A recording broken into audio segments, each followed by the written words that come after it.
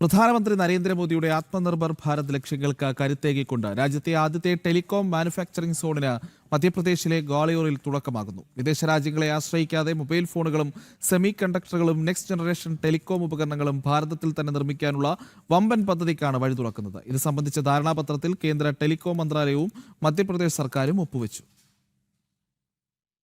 Telecom ഉപകരണ നിർമ്മാണ രംഗത്ത് ഭാരതത്തെ ലോകത്തിന്റെ നെറുകയിലെത്തിക്കുവാനുള്ള അതീവ നീക്കങ്ങളിലാണ് കേന്ദ്ര സർക്കാർ. ഇതിന്റെ ഭാഗമായാണ് രാജ്യത്തെ ആദ്യത്തെ ടെലികോം മാനുഫാക്ചറിംഗ് സോണിന് മധ്യപ്രദേശിലെ ഗ്വാളിയാറിൽ തുടക്കമിടുന്നത്. ഡൽഹിയിലെ വിജ്ഞാൻ ഭവനിൽ നടന്ന ചടങ്ങിൽ കേന്ദ്ര വാർത്താവിനിമയ മന്ത്രി ജ്യോതിരാദിത്യ സിന്ധ്യയുടെയും മധ്യപ്രദേശ് മുഖ്യമന്ത്രി ഡോക്ടർ മോഹൻ യാദവിന്റെയും സാന്നിധ്യത്തിലാണ് നിർണായകമായ ധാരണാപത്രം ഒപ്പുവെച്ചത്. ഗ്വാളിയാറിൽ ഏകദേശം 350 ഏക്കറിൽ പ്ലഗ് ആൻഡ് പ്ലേ മോഡലിലാണ് ഈ അതിനൂതന വ്യവസായ മേഖല ഒരുങ്ങുന്നത്.